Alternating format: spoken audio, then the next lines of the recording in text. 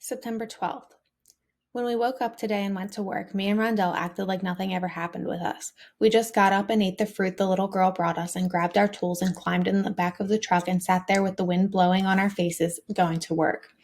I looked at the dried blood on Rondell's face and I felt so bad my stomach hurt, but I didn't say anything.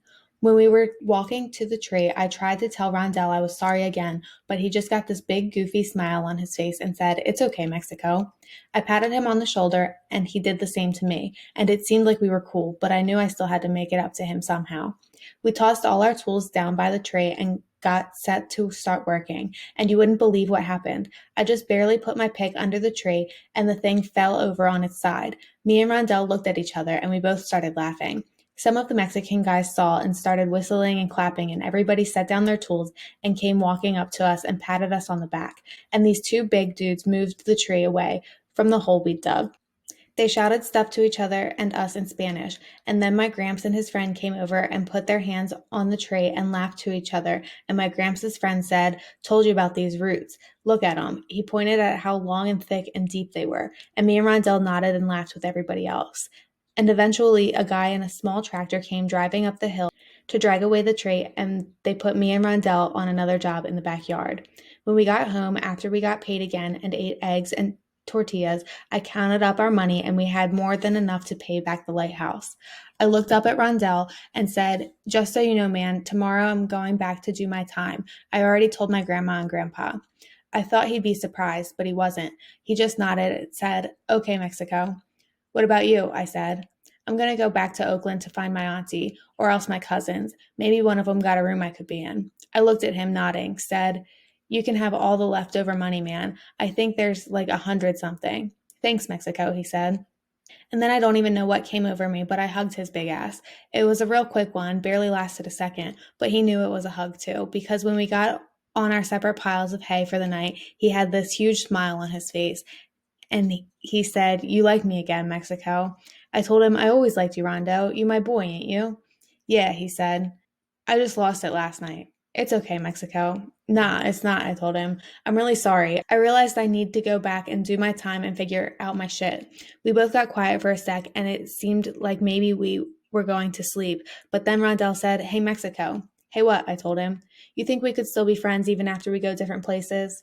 "Hell yeah," I said. "People don't gotta be in the same place to be friends, man. Some people have friends that live in whole different countries, but they're still friends." "I thought so," Rondell said. I considered something for a sec and then said, "You know why I know we'll still be friends?" "Why?" "Because we've been through shit together. When people go through shit together, like walking miles and miles and what happened with Mong and them taking our money, it makes them mad tight. That's how I thought it too, Mexico."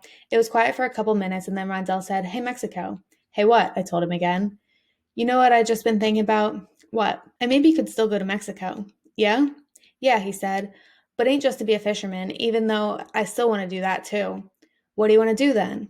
"The person who gave us a ride from the gym, you remember what he said? He said that people play ball for money in Mexico just like they do in the NBA too. I've been thinking I could maybe get on one of them Mexican squads and it'd pay enough for me to live somewhere nice. That's my word." I smiled in the dark, said, "I think you should, man. Shit, when I'm done with my time, maybe I'll go down there too. I could be the scoreboard operator or whatever." "You really would, Mexico?" "Hell yeah. I still think it'd be cool to go to Mexico. My grandparents are from there.